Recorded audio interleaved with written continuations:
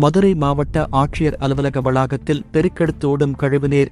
மதுரை மாவட்ட ஆட்சியர் அலுவலக வளாகத்தில் செயல்படும் ஆதார் சேவை மையம் அருகில் பாதாள சாக்கடையில் அடைப்பு ஏற்பட்டு கழிவுநீர் ஆறாக ஓடுகிறது.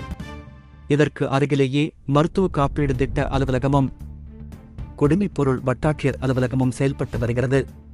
கழிவுநீர் வெளியேறுவதன் காரணமாக பல்வேறு சேவைகளுக்கு வரும் பொதுமக்கள் மூக்கை பிடித்துக் கொண்டு செல்லும் நிலை ஏற்பட்டுள்ளது.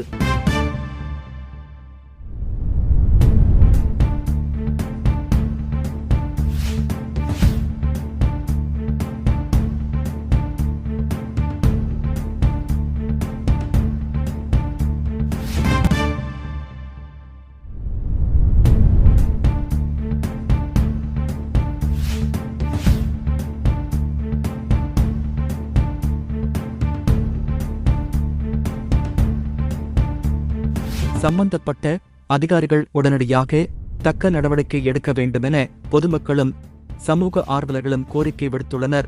உள்ளூர் செய்திகள் முதல் உலகச் செய்திகள் வரை தெரிந்து கொள்ள மதுரை முரசு சேனலை சப்ஸ்கிரைப் செய்யுங்கள்.